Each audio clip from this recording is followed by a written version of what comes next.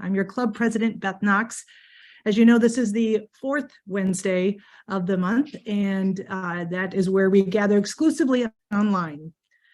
As we convene today, I do want to begin by acknowledging the indigenous peoples of all the lands that we are on today. Now, while we meet today on a virtual platform, I would like to take a moment to acknowledge the importance of the lands which we each call home. Now, last week, we had a great presentation about the Rotary Foundation and learned how critical it is for each and every Rotary member to make your donation of $100 or more to the TRF so that it unlocks that crucial funding from Rotary International for our local grants program. And Mary, I think, are we able to put the link to donate in the chat? So that yes, I'll put it in there. That'd be awesome. That way, if you haven't made your donation yet, we're going to make it super easy for you to do so. At this time, I'd like to invite our club member, Joel Padgett, to share our inspiration for the day. Joel. Thank you, President Beth. Can you hear me? Yes. Good.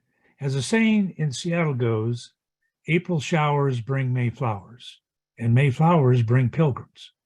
At least the first part of this is right. We do get our showers, and as the tulip fields in Mount Vernon attest, we have our flowers. Springtime also brings us May Day. Ever since the Roman days, there have been spring celebrations. The best known modern May Day traditions observed both in Europe and North America include dancing around the maypole and crowning the Queen of May. Fading in popularity since the late 20th century is the tradition of giving May baskets, small baskets of sweets or flowers, usually left anonymously on neighbors' doorsteps.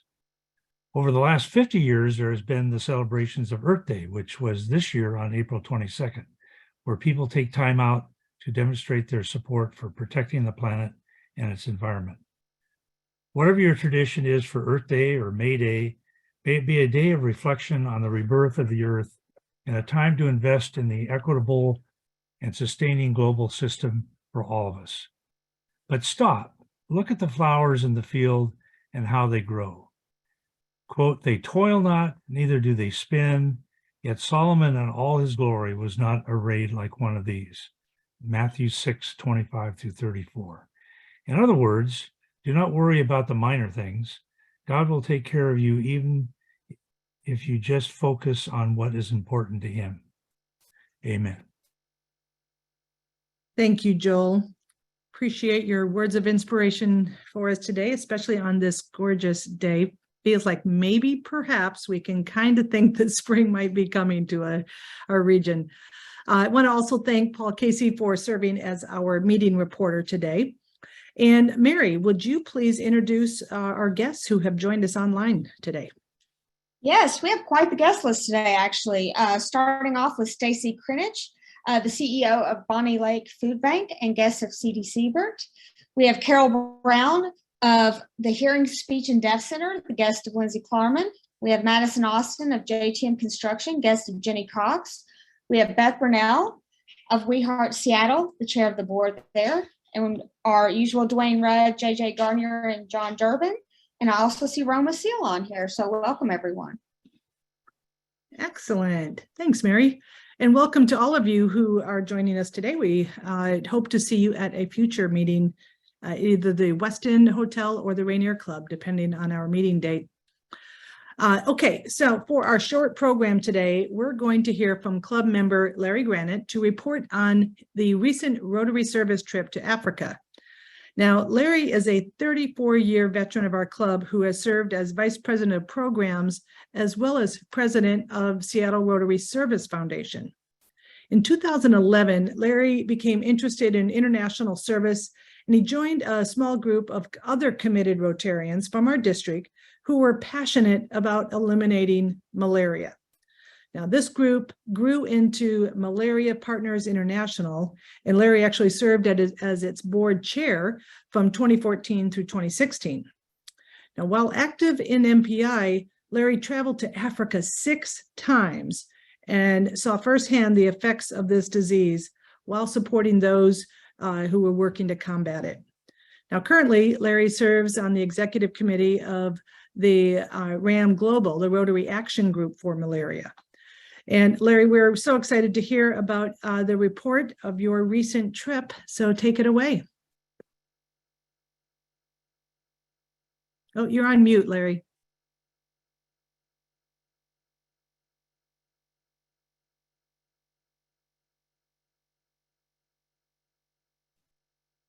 I was on mute. You're right. I'm just used to talking. But that was part of my 7 minutes. So I better get moving. Do you have the slide up, Mary? Okay, so we should be on the first slide. We should be seeing the swimming pool, which is a nice way to start on this beautiful day. Recently, our Rotary Club agreed to offer a new friendship, a new fellowship opportunity under the leadership of Vice President Doug Seto and President Beth Knox. Let's sponsor an African tour and see if the experience provides benefits without using any club funds. Well, the wildebeest herd annually builds up to approximately 1.5 million animals. Mother Nature accomplishes this by having 500,000 new calves dropped from the belly during the month of February. We collected a group of travelers who wanted to share this experience. We traveled in mid-February to Dar es Salaam, Tanzania, and settled into a Marriott courtyard. You're looking at the courtyard. This is where we got to know each other. The next morning, you can go slide. The next morning after breakfast, we departed for sightseeing. Our first stop was the largest seafood market I've ever seen, just up from the Indian Ocean. I'm guessing about 4 square blocks, where you see fishing boats unloading, fishermen bringing their catch up the sand, up the stairs, and displaying their catch on metal tables, where buyers, be they restaurants or women who are planning for family meals, are wandering around and making selections. We saw swordfish, bottomfish, crustaceans, and probably 500 people shopping or working. Slide. We moved on to the National Museum, hired a docent, and began an hour's visit. She took us to see a Lucy skeleton. This is not it, which is approximately 3 million years old. Lucy visited Seattle, I don't remember how many years ago, but it hasn't been that long. Another humanoid skeleton that we saw is actually older, because part of Tanzania lies within the Africa Rift Valley, which is believed to be where human civilization began. Then after lunch, we were taken to a craft market where I found a t-shirt which serves as a memory of my trip. On day 3, we were fortunate to join a Rotary-sponsored medical camp. Slide. An early bus pickup that stopped at several times to pick up additional volunteers. Medical and dental students volunteered to serve and treat the rural residents, probably 1,000 of them, who came to the camp, along with many volunteer Rotaractors. The dental students were delighted and surprised to be joined by a retired dentist, UW instructor from Seattle 4. Dr. Wally Cagle participated in the improvised dental clinic. Each member of our group received assignments, slide, with most of us, checking for malaria. Slide. Built into the slide again.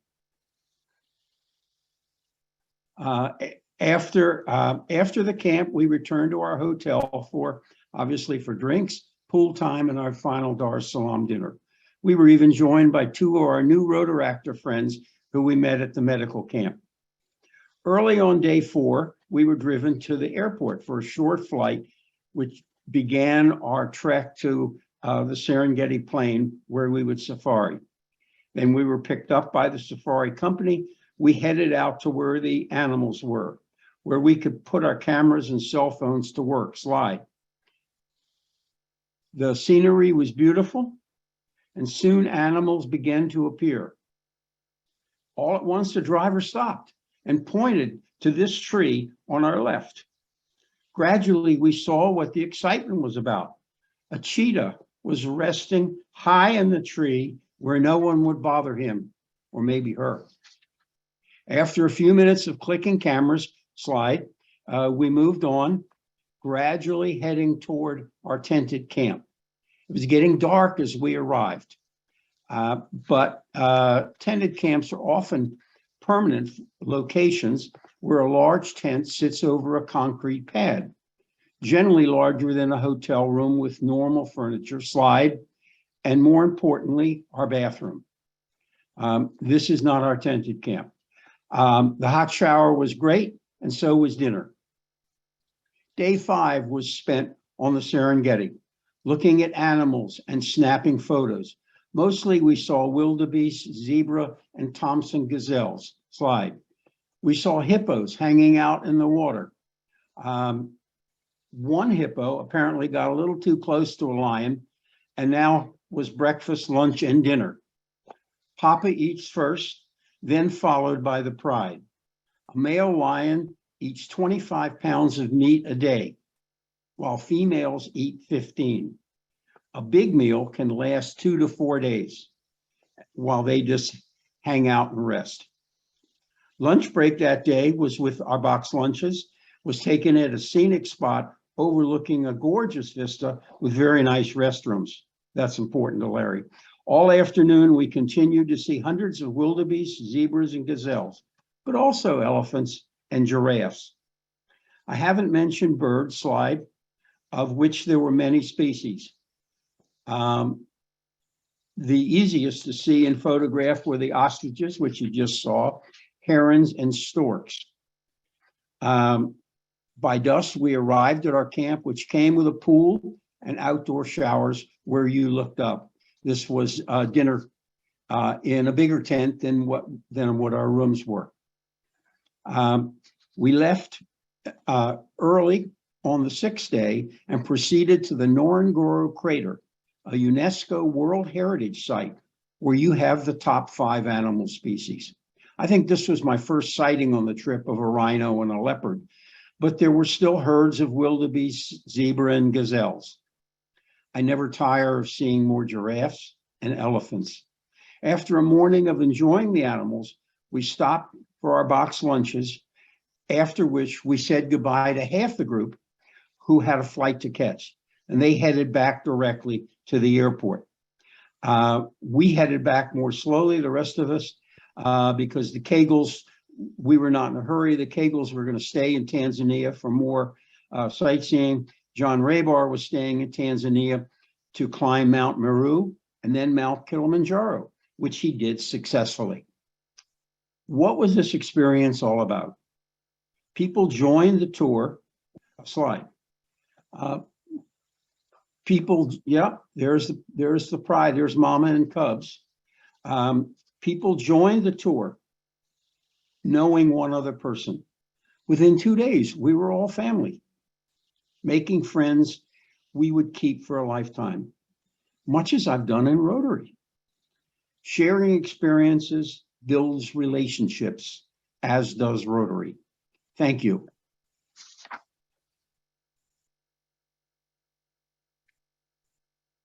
Great. Thank you, Larry. Those were great pictures, and appreciate the storytelling and a little bit of a summary of your trip. That's exciting.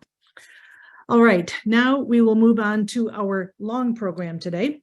Now, you all know we are a club of servant leaders, many of whom also serve on nonprofit boards. So I'm personally very excited to hear from club member Tom Mesaros, who will speak to that.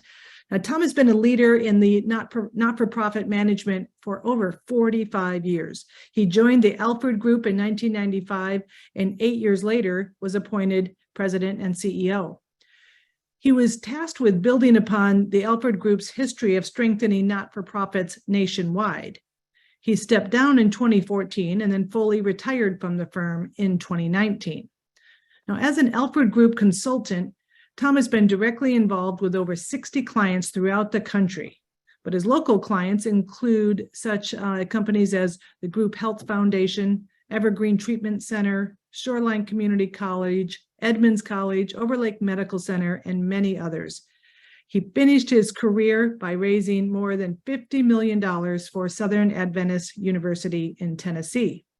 He was also an instructor for the University of Washington Extension Certificate in Fundraising Program for 6 years and was a frequent speaker over his career at numerous local and national conferences on fundraising. He's an active volunteer and has served on numerous other boards locally as well as national. Please welcome Tom Mesaros. Hey, thank you, President Beth. It's certainly nice to be with you all today and to share a few thoughts about lions and hippos as I look at that. There we go. Now we're there. I told a story last week as I was at Rotary listening to the treasurer for our state. And I was sitting next to Jim McCurdy, and I don't know if Jim's online, but he's going to have to hear this story again. But I mentioned to him that as Ken Grant had asked me to do this presentation today, many months ago, actually, that my relationship with the Giving USA Foundation, which you see here, started actually back in 1978. And I was a young guy that just got appointed to be the first director of development for the Chief Seattle Council here in Seattle. I'd had some success doing some fundraising as a district executive, and so they decided to let me try this full time and to see what I could do to garner more philanthropic support for the council. So in the course of doing that, one day as I'm looking at mail, I get a flyer about this organization called the Giving USA Foundation. And it had view foils. And for those of you that are old enough to know what view foils are, there used to be things called overhead projectors. And you had a view foil that you'd put on the overhead projector and you'd put it up on the screen. And so I ordered these 20-some view foils, and basically what they were was a snapshot of what's going on in philanthropy here in the United States. So then fast forward to really, I think it was actually in 2003, 4, and 5 that I became a board member of that organization. And then I rotated off, and then I rejoined the board, and I rotated off, and I rejoined the board. So I was a board member until recently. In fact, at the end of 2021, my latest term ended, and who knows, maybe again, they'll come back and ask me to serve again. But it's been a fun to be associated with this organization and see the impact that philanthropy has through looking at the real numbers that I'm going to share with you today. Go to the next slide, if you would. So this is our agenda. We're going to look at totals in philanthropy across the country. We're going to look at the trends that we have over the last 40 years. And then we're going to look at the sectors that are receiving most philanthropic support. I did notice on looking at those that had already logged in, we have a number of not-for-profit leaders. Certainly our President Beth is a great leader in the not-for-profit world. And they'll be familiar with some of these numbers. And some of you as board members are probably familiar. So for you, this is a refresher. For others, it probably will be new information. Next slide, please. So you may know that this is an annual report that comes out from Giving USA. The numbers we're going to be looking at today are numbers from 2021. The numbers for 2022 actually come out the 3rd week of June. So, and usually there's a number of items in the press in regards to them. So do look for that. If you really want to get into it, you can order the 250-some page book and get a lot more detail than I'm going to share with you today. This information, well, next slide there. This, no, you're yes, thank you. So this is the longest running annual report on giving in America. And it's published again by the Giving USA Foundation. It began in 1956 by the American Association of Fundraising Council, which is now called the Giving Institute. And it's made possible through contributions from Giving Institute member firms, foundation, and other donors. So, and the research, what gives it credibility is the research is done by the Indiana University Lilly Family School of Philanthropy. In fact, the school actually offers a PhD in philanthropy. If those of you that really want to learn more, you can enroll and get that. Our next slide. So here's the big number last year, or at least in 2021. philanthropy totaled $484 billion. And if you're a good fundraiser, you always round up. So it's $485 billion in philanthropy. It's a new record total. It's up 4% from 2020. And because this is done by economists, they always adjust for inflation. So it's down, a seventh of 1%. Than it was the year before in actual dollar, in philanthropic, I'll say in inflationary dollars, it's down. Our next slide.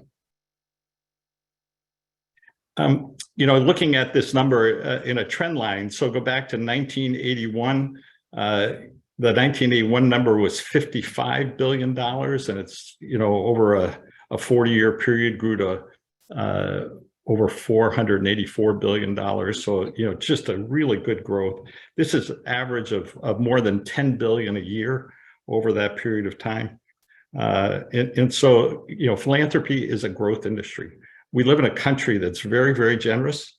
And it's been my good fortune to work with a lot of generous people. And I know there's a lot of generous people in this club as well.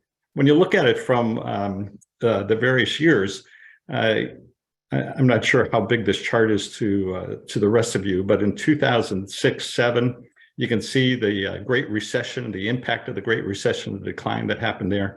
That was a difficult time in the not-for-profit community, but you can see the impact that it's grown and recovered. There's been a few dips along the way, but most of the years, there's great success in giving. Our next slide. This is one of my favorite slides that you have here. So that the light green bars that you have, it's the same information that we looked at the previous slide, just in a different presentation. The light green bars represent recessions that had happened in the United States. So if you go back to 81, 82, we were in a recessionary period there. Again, another recession happened in 1991. The 2001 recession that happened after 9/11. And then you saw the Great Recession there that happened in 2008, 9, and 10. And then we just had a recession through the pandemic.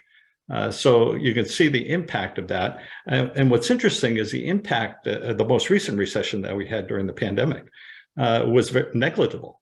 So giving continued to increase. And during some of the other recessionary periods, you can see that giving increased as well. So it's interesting how people are much more attuned to philanthropic giving when things are bad for the rest of the country. Those organizations that suffer most during recessions are arts organizations, cultural institutions. Those that flourish during recessionary periods are social service agencies. They tend to get more. So the average percent increase, I talked about the dollar increase a few minutes ago. The actual percent increase is about 5.6% a year. And so that's pretty good growth to have that. And if you recall, our most current year, the increase was only 4%. So, from a standpoint of going from 20 to 21, it wasn't significant growth, but it was good to see growth. Next slide, please. So here's some things you should keep in mind. The S&P 500 grew 26, almost 27%, 21% adjusted for inflation from 20 to 21. That's the recovery from really what was happened during the pandemic. GDP grew 10.1%, 5.1% adjusted for inflation. Large gifts from some of the wealthiest people totaled nearly $15 billion. And next slide. Giving remains strong. Americans continue to give, as I mentioned earlier. Efforts to advance social justice really led an unprecedented philanthropic response that you have. Social justice is one of the key indicators of philanthropy that's happening across our country. And many donors return to their favorite causes. So you saw some sectors struggle during 2020, but making a good recovery. And we're going to have a slide later on that'll show some of that recovery that that point indicates. Our next slide. Thank you. So if there's something that I really want to draw your attention to, it's this slide here.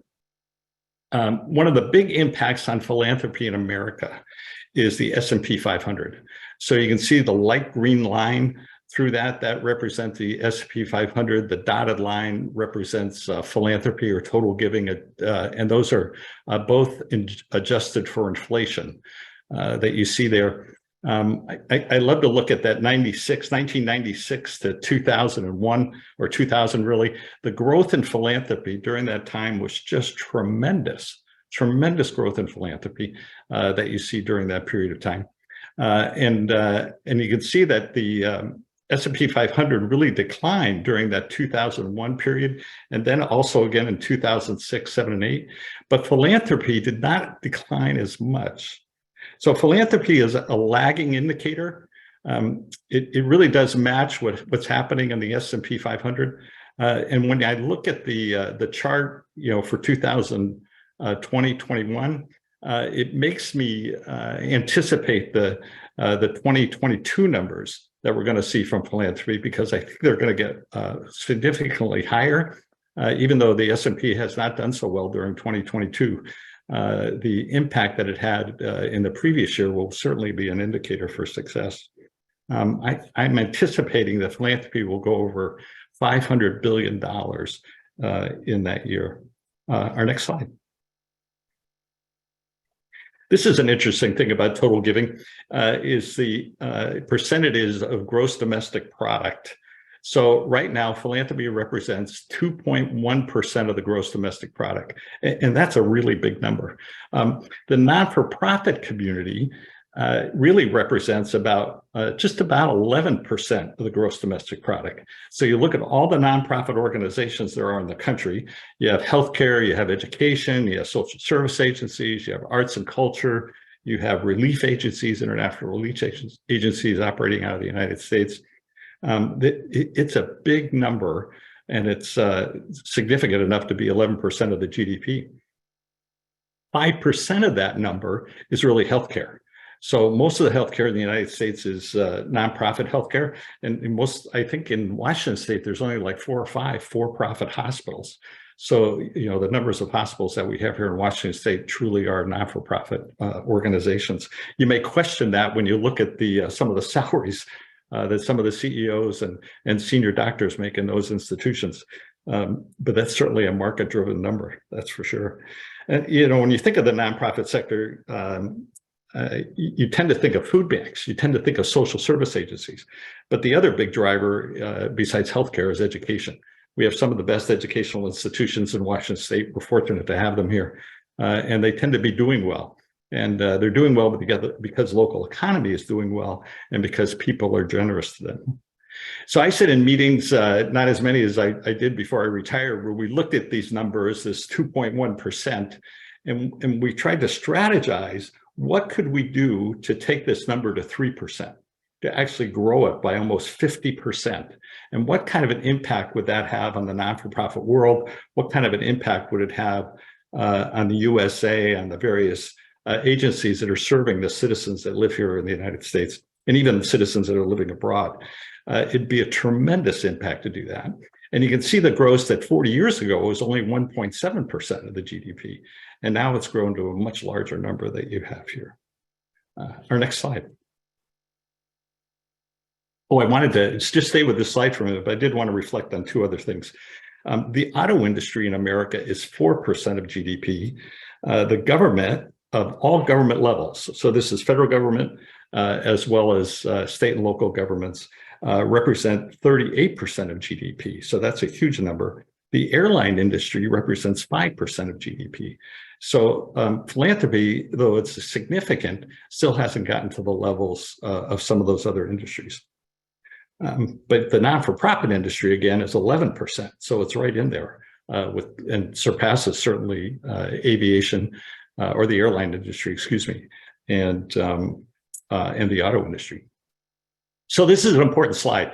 This shows you where philanthropy is coming from. So you look at this, the 4 sectors that are represented here. So you have individuals, 67% of all giving comes from individuals. You look at foundations, 19%. You look at bequests, 9%. and you look at corporations, 4%. So the shifting that has happened over the years that I followed this, and I'm going to go back to my early years in the philanthropic movement back in the late 70s, early 80s. The numbers would probably look similar. So 80% of the number, 80% would be individuals, maybe 7 or 8% would be foundations, corporations would be 5%, and bequests would be about 6 or 7%. So if you look at still the impact of individual giving, only individuals are making bequests. So you have 67% giving current dollars, you have 9% giving gifts through their death, basically, or through trusts that they've established after they have passed away. And then, and so that totals 76%. And then you look at the foundation numbers, half of that money is coming from family-controlled foundations, where families are making the decisions. So it's still a lot of individual giving. In fact, the largest family foundation in the world is right here in our neighborhood, the Gates Foundation.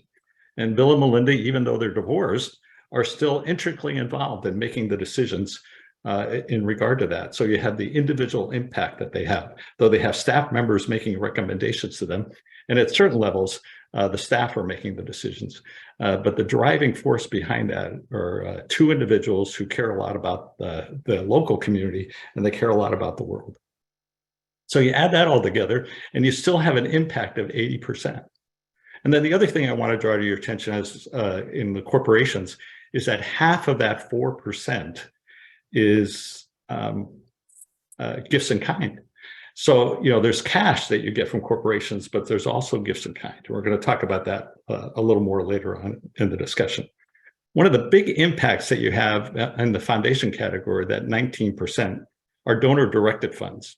And so we know locally at the Seattle Foundation, people have established a number of donor-director funds, and those funds really do mount up. And then people, they give their gift to the Seattle Foundation, they get the tax deduction, but the money is just parked there.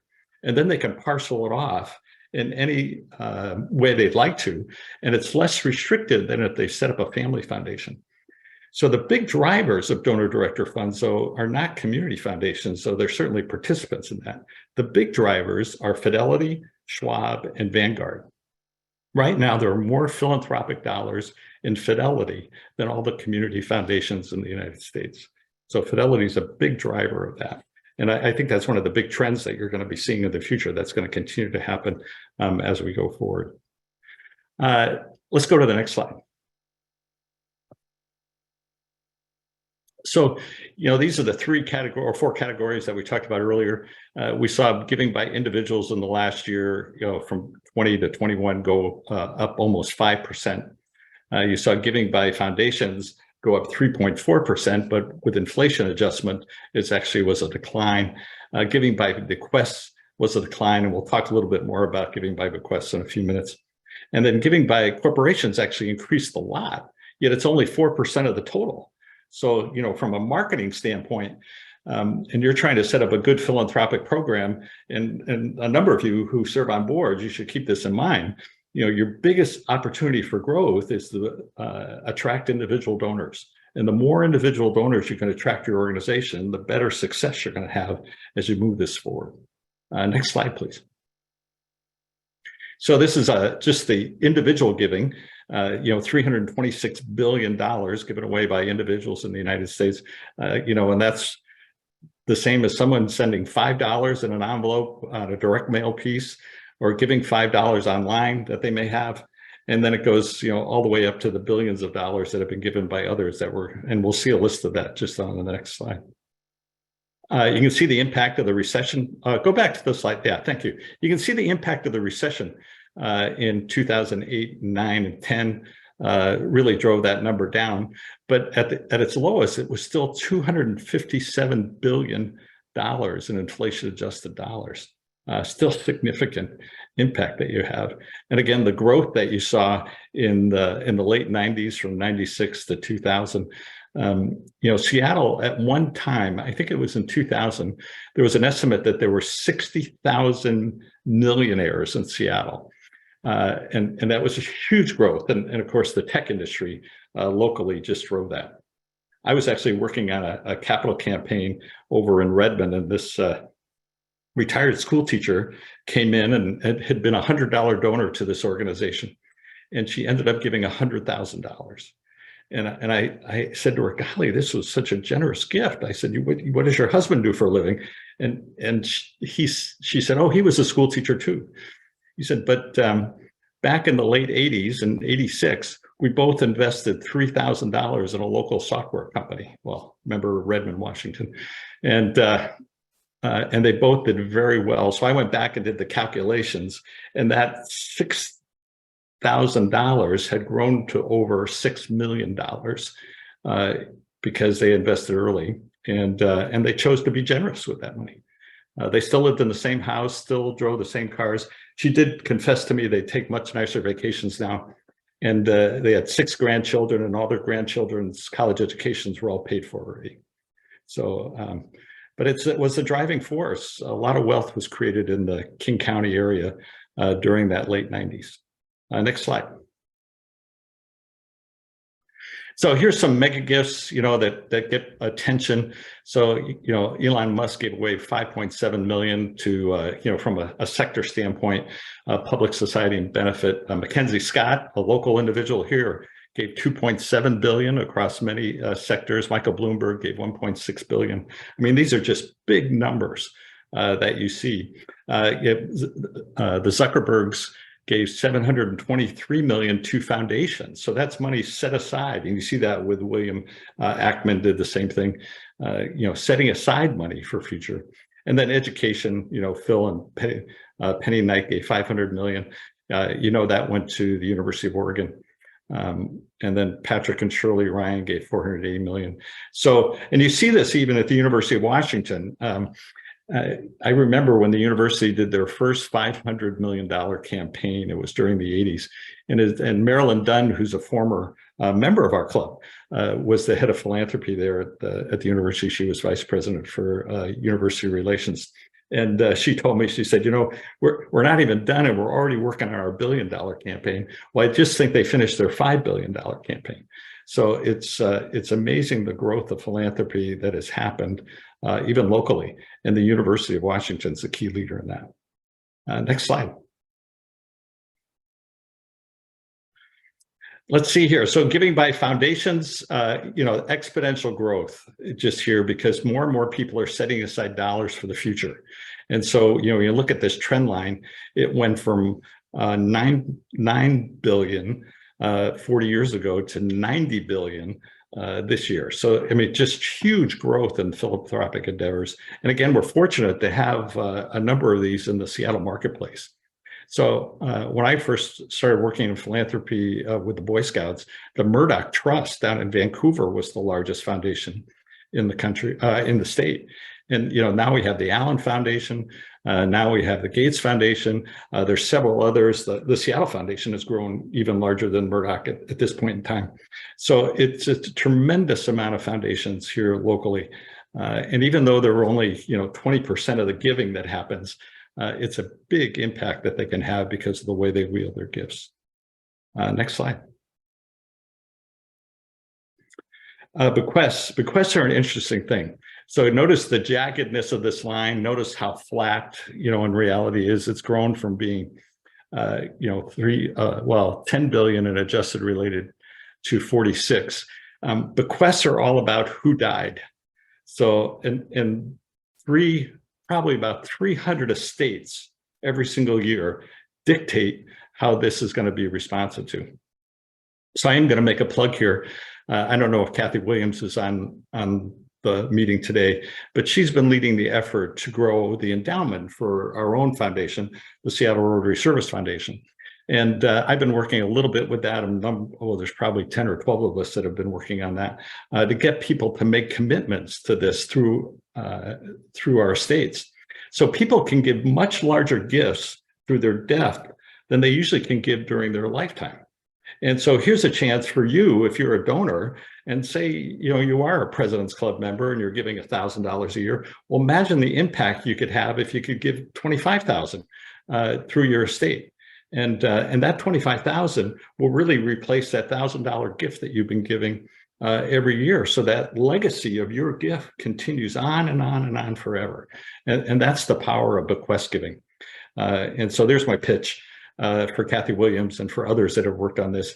It's just a tremendous impact that they can have. So you can look at the spike that happened just after 2006. And it might have been in the one right before, there'd be 2004. There's a little bit of an uptick. During that year, both Joan Kroc and Warren Buffett's wife passed away the same year, and their estate settled. And so the impact of those two, Joan Kroc gave $3 billion away in her estate, her total estate actually. She'd made gifts to family members already. And so in her estate, there were no gifts to family. Everything went to charity. So it's interesting how she structured that. Our next slide, please. So giving by corporations, I mentioned earlier that corporations tend to make gifts in kind. Half their numbers are that, and it's a jagged experience. During 1981, and you can see a little bit of increase that happened in 81, 82, and 83. Ronald Reagan actually got through Congress a bill that allowed corporations to give up to 10% of their pre-tax profits to philanthropy. Well, corporations were only given about 2% at the time, so it wasn't, they could give up to 5% and only giving 2%. But it did open up a window and a thinking around corporate giving that was new and different. So you see that it's at 4%. At one time, it got up to 5 and 6%. Of the total giving that happened. And I think that the emphasis that you have from shareholders is really a battle that happens at corporate annual meetings. So I've been aware of this, that oftentimes shareholders will come and if the philanthropic dollars of a given major corporation gets too high, they really complain about it. They say, look, give us those dollars in dividends, and then we'll make decisions locally, rather than having corporate leaders making decisions. So corporate dollars tend to follow marketing opportunities as well. I remember one of the big moments that happened during the Katrina problem down in New Orleans is that Anheuser-Busch up in St. Louis decided to send truckloads of water, because water was a big issue in New Orleans and in Louisiana at the time after the big Katrina hurricane. People were, I'm told, and this is probably not very true, but it makes for a great story. They opened up the back of the trucks that all said Budweiser on it, and they were disappointed it was just water. The trucks left a different message than the contents left. So, corporations are certainly crucial. I do remember when I worked for the Boy Scouts that we were able to get a lot of timber. Timber is the wrong word, but lumber is probably the right word, for various things at our camps from Weyerhaeuser. And so rather than giving dollars, Weyerhaeuser would give us materials that we needed to do repairs at our camps, and that was a big factor for us. Next slide. So who's getting all this money? This is a great slide to indicate that, and there's a lot of data here. So religious institutions, and primarily houses of worship. They're the ones that are really getting most of those dollars. And back in, I'm going to go back to the late 70s again when I got my first report, that 27% that you see there, oh good, if you go just a little bit further south, 27%, it's 135 billion is going to houses of worship. At one time, that was 50%. So half the money went to religious institutions. And so the big shift in philanthropy has happened here. And the pie only had about 7 or 8 different categories. And now there are about 14 categories. So education, number 2, probably doesn't surprise you. I worked a lot in healthcare. I spent 13 years working in healthcare, and now it's 8%. But at one time, that too was 14%. So, 1 year healthcare might get a little more money than education, another year otherwise. Human services has really grown.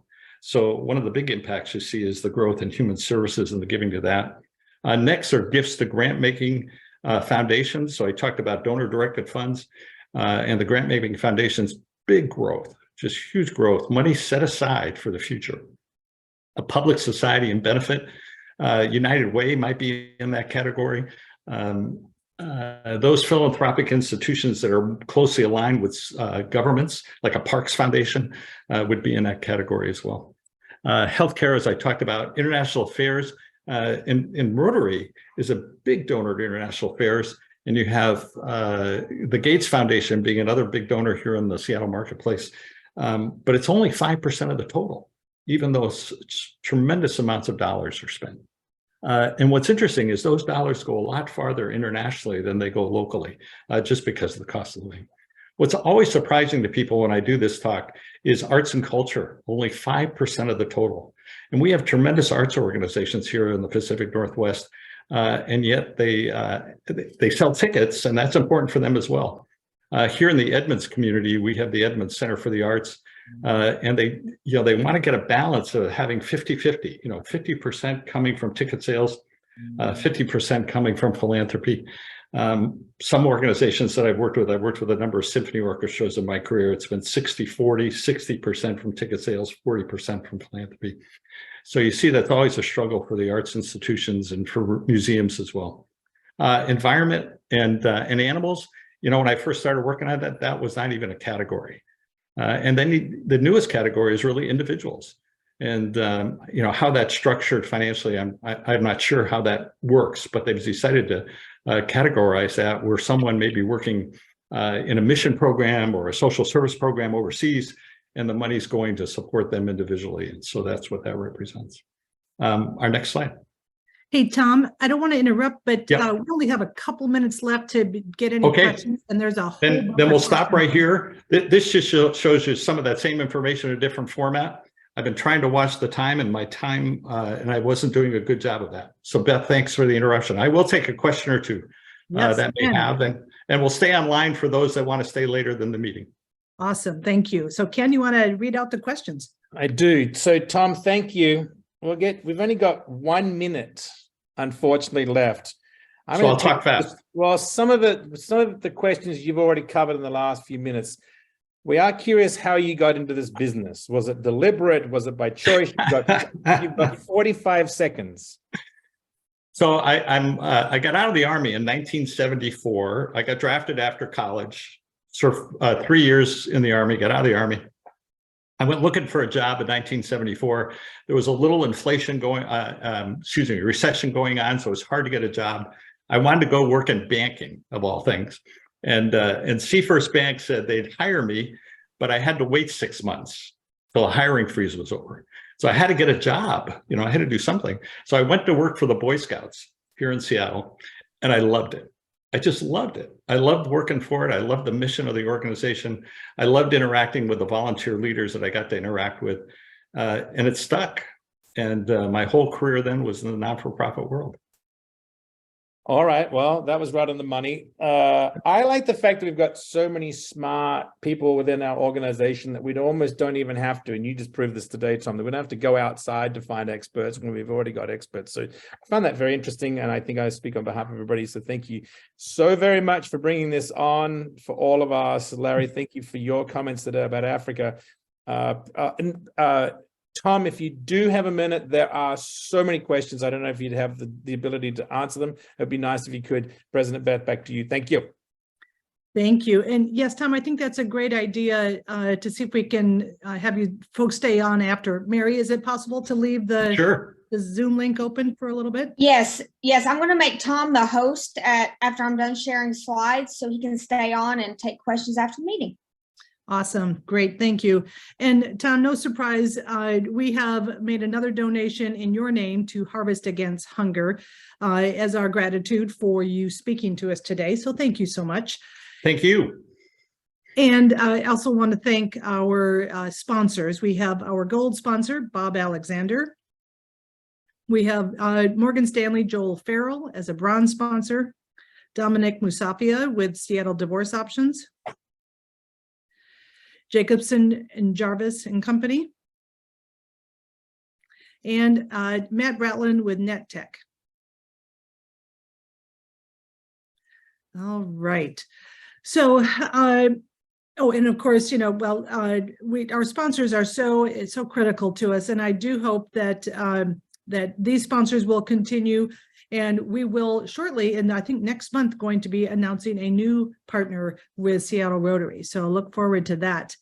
Now, I am going to turn it over to our Vice President of Membership Engagement, John Steckler, to share some announcements. John. Thank you, President Beth. Tom, great presentation. I knew you'd do a good job. You still blew me away. Folks, I got some wonderful events for you. I'm going to run through them pretty quick here, but they're really great. This Saturday, pardon me, the most important, April 29th, the Theo Chocolate Factory Experience. We have some seats left on that great tour. It's here in Seattle. I want to remind everybody, this is a great event for kids or grandkids. You can bring the whole family. There's a small charge for it. That covers all the chocolate treats you're going to get. It's going to be a fun event. Bring your family, make it a family event, bring family into Rotary. This is one of the few events where we do have a chance to really bring the kids. I encourage you to do that. And RSVP to my lovely cohort, Jen Levy, who put this whole thing together. Okay, next slide. Oh, want to make sure you're all aware of this. This is really cool. My son just saw Sweeney Todd, said it was great. The talent was fantastic. Songs were good. But we've combined a special night for you on May 3rd, Wednesday, May 3rd. Thanks to Doug Setto, put the whole thing together. We're going to meet over at the WAC and have a dinner, no host dinner at 5:30 for those who want to. And then we're going to head over to the 5th Avenue, which is not much of a trot. It's more like 2, 4, 5, 10 steps. And we're going to see the Sweeney Todd. But here's the cool part. You pick your seat of your dreams. Use the Rotary discount, and you know what you're going to get? You're going to get 30% discount. No, you heard me right. 30% discount on the seat of your dreams, not some crappy seats, the seat of your dreams. Pick the best ones, take 30% off, and enjoy the show. But you need to RSVP to Doug Sato so he makes sure and has a seat for you over at the dinner at the WAC. Doug, thank you. Great job on putting this whole thing together. Next up. Okay, this is one I put together. It's a Coast Guard tour. Last year, I sat with one of the commanders of the Coast Guard during the Seafair luncheon, and he helped me put together this really cool tour of the command center. It includes a walking tour of base Seattle, right here in Seattle. This is like going to, what do they call it when you go to the airport and they have a sight of all the planes. They are tracking every boat on the water in Puget Sound of over 40 feet. Then when you walk the walking tour of base Seattle, you're going to get up close tours of polar icebreakers. And we could take 21 people, 10 of those Rotarians, first come, first serve or want to, are going to get a ride in a Coast Guard response boat. What's that look like? You're looking at one right there. That's what they look like. It's very exciting. They'll take you out on the water and show you what's happening out on the water. We're going to meet at the front gate. It's going to be 11 a.m. on May 13th. RSVP to me. John Steckler at Comcast.net. Like I said, we could take 21 people. Let me know when you RSVP if you can actually go on the boat. This is in the works. It's going to be on May 31st. It's done. It's confirmed. I'll give you some of the details. But right now, on May 31st at 10:50 a.m., we're going to get a private tour of the new convention center. Thanks to Dorothy Bullitt and also Doug Sato, who put this thing together. Thank you both. More details will be coming about the actual convention center. But put that on your calendar and RSVP to Doug Sato at Comcast.net. Next up. Got to give you a little inkling of this one. This is in June. We have some other ones in June. I'm just going to give you this one. Thanks to Tiffany, Cookies with Tiffany. She put this together. We're going to get a behind the scenes guided walking tour of the Pike Place Market. This is a guided walking and eating tour of the Pike Place Market. There is a cost to this. That's because you're getting like a 7-course meal as you walk through the Pike Place Market. You're going to eat at every location, every different kind of food. It's fantastic. You meet the merchants. It's an incredible event for anybody who loves Seattle, loves the Pike Place Market. There is a limited number of people. You need to RSVP to Tiffany. We'll give you a little bit more information on the food as we get closer to that one, but I wanted to, for those of you that know about this, on Thursday, June 1st, mark your calendars, RSVP to Tiffany. Now I'm going to turn it over to the Prince of Programs so he can tell you about some upcoming events we've got. Take it away, Ken Grant. Thank you, John. All right, I'm going to go through these fast. So interesting enough, John just talked about the Fifth Avenue. We're going to be celebrating Bernie Griffin, who is not just a member of ours, but also around the Fifth Avenue for many, many years, very successfully. She'll come and celebrate them with us in a week. Let's go.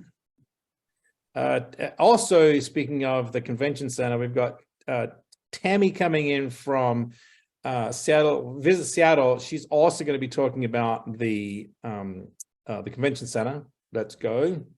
Mark your calendars for all these. And then we've got a really cool thing. This just came together. Asian American Heritage Month panel with Ascenta Young. So that'll be super interesting. I know we've not touched on that this year with Beth. So that will be mark your calendars for sure. Next. Oh, and if you haven't heard, the Kraken has been in the news lately for all the right reasons.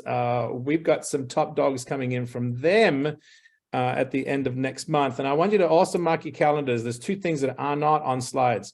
Beth's last farewell meeting, mark your calendar, is June the 21st at the Westin, June the 21st. And then also mark your calendars for June the 27th, which is a Tuesday, hear my words, Tuesday, June the 27th for Beth's finale party. Tuesday. I said it again, Tuesday. Beth, back to you. Everybody else, have a great week. Thank you.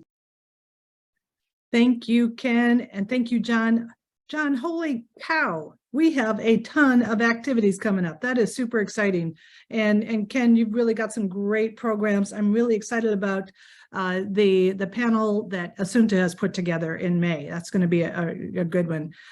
Okay, so you guys know sports dominated the Seattle scene last weekend, so you better buckle up for this week's report.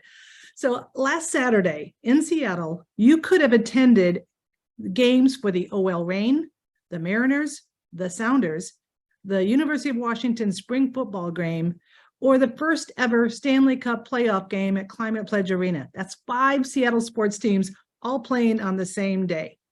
Now, coincidentally, the OL Reign, the Sounders, and our Seawolves rugby team are all in second place in their division. So that's pretty cool.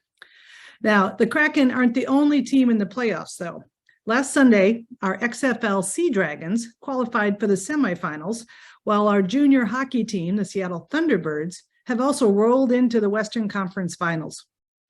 Now, the Mariners, I am very pleased to say, are on a home run tear and have won 4 out of 5 games after beating the Phillies last night to start a 3-city road trip. Now, you add in Husky rowing, softball, and baseball, and it is truly hard to prioritize what to watch in sports here in this region. Now, meanwhile, the Seahawks hold 2 picks in the first 20 selections of this week's NFL draft. And the Seahawks are holding a draft party in the Space Needle on Thursday night. So that's kind of fun. All right. Well, no one who was present will forget the experience of the Kraken's first home playoff game last Friday. I was there, and it was electric in that arena.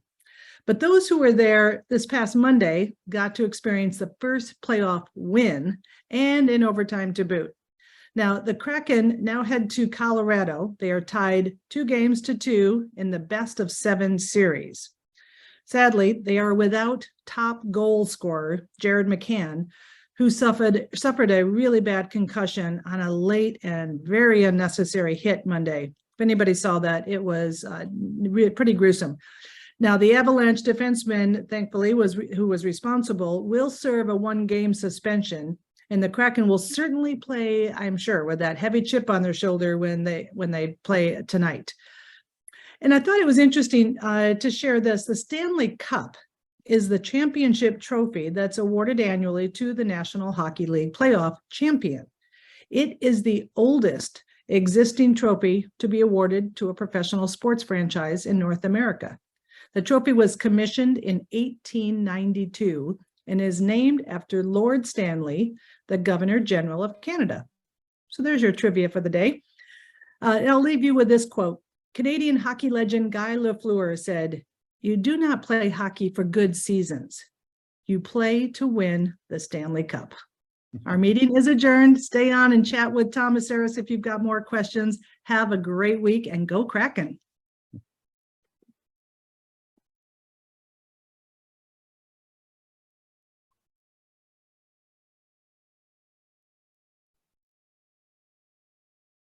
And I think I got made the host. So just unmute yourselves. And if you have a question, fire away. So, Tom, I only have a minute to stay on, but one of my questions is, maybe this isn't an area that you have expertise in, or at least knowledge in, but where are the demographics in our generations that are giving and financially giving. I was curious about the millennials. They care about having a meaningful impact in their work environment. Did that translate to their giving financially? I don't know specifically that answer, but here's what I know about the human dynamic. All right. So people tend to give where they're involved. Or what had an impact on them. And so something may have happened earlier in their life, something turned in them, they were helped by something. Joan Kroc gave $1.5 billion of her $3 billion estate. Half of it went to the Salvation Army. And the reason it did, when she was a teenager, the Salvation Army helped her family. And so the impact of that. So my leap here is that millennials may be working in an area, they may get connected through volunteer, or they may have go out on a build for Habitat for Humanity or something, and so that connection will drive some of that giving. Just part of the human dynamic of doing that. No, thank you. That's great feedback. Yeah. One of the things I did learn about giving, if you look at people that make, 0 to 50,000, people that make 50 like to 125,000, people that make 125 to 200,000. All right. And then, you can work that up. But the most generous group are the people that make 50 to 125,000. They give a bigger percentage of their income away than any other group. And number two, by percentage, it is 0 to 50. So, it's interesting. Those with the least are more generous with that. Now, you see Elon Musk, give away billions, and those gifts are important. I don't want to minimize the importance of those gifts. You don't want to minimize the generosity of the Gates family. I mean, they're tremendously generous, tremendously. But it's interesting that it's, the everyday people that are driving philanthropy. Interesting. Okay. Yeah. Other questions? Tom. Yeah. Oh, Go ahead, David. all right. David Bobanek. Great. Thanks. Really good presentation, as always. I've heard this previously in other years at the Yacht Club and a couple of other places. But question that I have regarding when this data was being collected, early on in the pandemic, for some of the most recent results we're seeing, and knowing how the economy really changed into the recovery was a K recovery. So there were people in tech and other places that were making more money that were doing well. Yeah. And there were a lot of other folks. So this is kind of pertaining to the answer that you just gave. Did we see trends change and adjust during those years? And I guess then follow-up question, do you think that any of those changes will persist in the next batch of data that we're going to be receiving? I think it's too early to tell. So, the data is refined over the years. So one of the things they do is as they get new data, they revise the old data, just like they do in any economic forecast that's happening, and put that together. So I think it's too early to tell the answer to that question, David. But I think the answer will unfold. So, I'm going to be, I go to a briefing every year when the day before the numbers go out. Which I'll participate in. I think it's June 22nd this year. And it is interesting to have the people from Indiana University explain these numbers and what they mean. And then they go back and explain the revisions that they may make to the numbers. Now, the revisions typically are less than 2%. So, they get them pretty accurate as they go through. But that kind of detail that's involved in that question, it's too early to tell. But you'll see a pattern in years later. Jan Levy has her hand up. Yeah, thanks. So I put this in the chat. I have seen a recent trend with many foundations and grant makers and advisors to philanthropists that there is a trend to give only to BIPOC-led organizations. And I wanted your thoughts on that. Is that continuing? Is it getting more or less? I mentioned the comment about social justice being, a key factor in the last 3 or 4 years, and I do think this is going to sound bad. Most people know that my business partner was an African-American woman, Brenda Sari. She works out of our Chicago office. She became the next CEO of the firm, when I retired, and tremendous individual. And I think she would answer this the same way. So I think it's important to see that organizations have good social justice plans. They're really trying to serve the whole community and their service area. So if you look at the arts and museums, and I'm on the museum board here in Edmonds, so we got this little tiny museum in our town. And I was in a meeting yesterday looking at strategic planning, and I said, we have to be not only diverse in our future, we have to be diverse in our past. And I really think that's important. So there's no displays in our museum about what happened to the Japanese community that lived in Edmonds at the beginning of World War II. What happened to those people? We have nothing. There's Edmonds did not have a settlement of Native Americans here, but this was a fishing and gathering spot for them. And so we should have some history around that, for Edmonds. And what does that represent before 1890? And actually, the first settlement here was probably in 1884 of Caucasians was in 1884. So that diversity, I think that represents, I think, is really crucial. I'd hate to think that donors are looking at this so narrowly that only those that are led by BIPOC will get gifts. I think you have to look at the mission and the service and the like. And I do think boards need to have that representation. So Jan, I would say that, me as a donor, I'm looking at boards of organizations, but primarily I'm giving to those organizations that I'm involved with. That's the big driving force. Mm-hmm. And I'm only involved in those organizations that show good social justice. So that's really crucial. Well, and if they're not showing that, then I'm trying my best to get them to show that.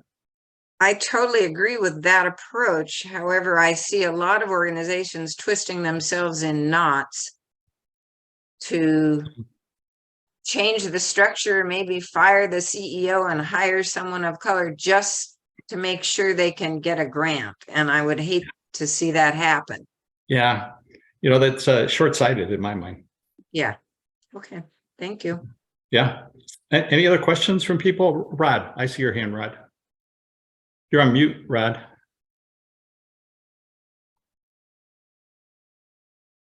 Thank you. You're welcome.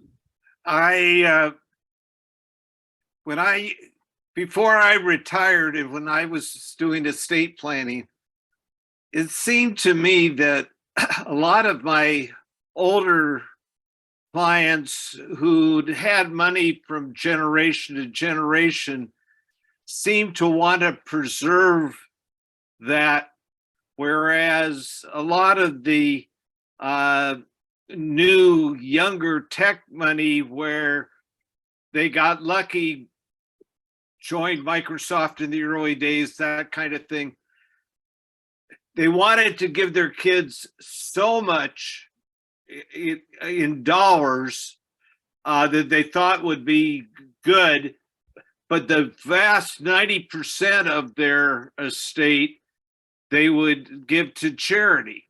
Mm-hmm. Now, when there was Microsoft dropped for a little while, I saw some clients increase the amount they were giving to their kids from 5 million per child to 10 million. But I was wondering whether you still see that kind of thing happening. I'll tell you a couple anecdotes here, Rod, and I've been relatively retired since the beginning of 2019, though I'm involved still in philanthropy because of the volunteer work I'm engaged in. But I was working on this campaign over in Redmond again, and one of the big donors was employee number 16. I won't share his name, but his employee number 16 for Microsoft. So you can imagine what he had. And he told me at one time he had 350 people working for him, and on various projects that he had. And he said, I went to Bill Gates and I said, hey, I just want to write code. I'm tired of managing people, and it's keeping me from writing code. So he was working on special projects where he may have a staff of 4. So him and 4 others, and they're dealing with this. And then he said to me, you know, I didn't need to make all that money that I was making. And he had plenty of money.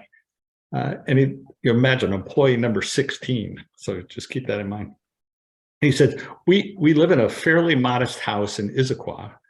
We've not shared with our children how much we really have.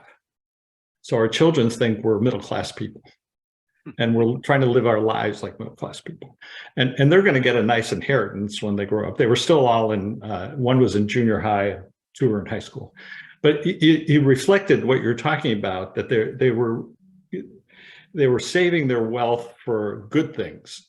And this person, the reason I was talking to him, because he's generous philanthropically, and wanted to continue that.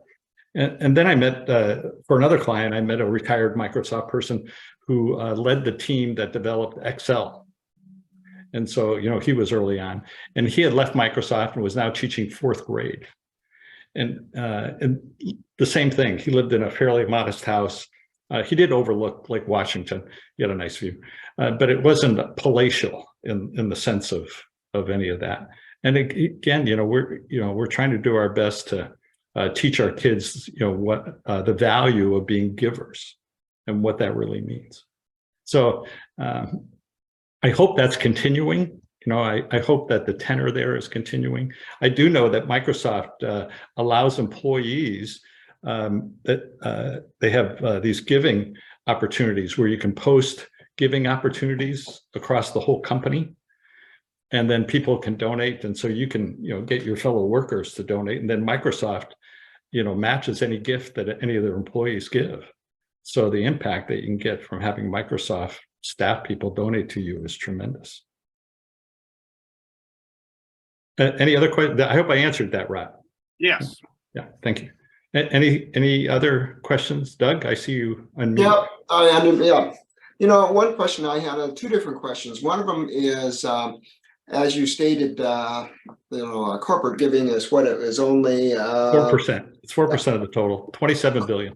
Right. Have you seen peer-to-peer fundraising organizations change their focus and go more towards corporate and foundation? So No. that's one question. You have not seen it. Okay. Yeah, you know, you don't ignore corporate giving and you don't ignore foundation giving. You just emphasize the other. And I'd rather get, you know, in working with the few Microsoft people that I've worked with, but I'd rather get the individuals giving than the company giving. Because if the individual give, you're going to get the company gift. You know, so you get an individual to give you $100,000, you're going to get 100,000 from the company. And it's much easier to convince the individual than it is to convince the company. Right. But it's our firm. I didn't work on this campaign, but our firm was working with a large corporation out of Chicago, and they were a fairly good-sized drug company. And the CEO gave $1 million, and then he went to the company. Of course, he was the CEO. We served on the corporate donation and got $1 million gift from the company for this organization. So, you know, that was a big impact to the organization, except the rest of the story is at the shareholders meeting, you know, the shareholders weren't all excited about that gift because, you know, they didn't like the CEO, you know, influencing that decision. And you see that more and more all the time. You know, and, you know, the CEO was an old white guy, you know, and so, you know, you have that situation where, you know, how does your philanthropy really represent what your employees represent? And rather than, you know, your own personal values as the CEO that you want to have happen. You know? So that, I think in corporate giving, that's one of the problems that that need to be resolved.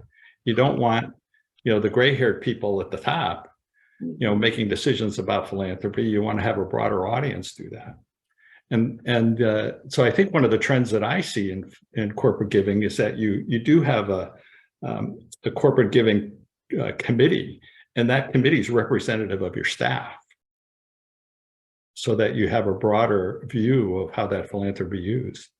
Now, our client, I thought, was a tremendous client, but easy for me to say, you know, and that. did that gift from the corporation really represent what that institution wanted to be giving to?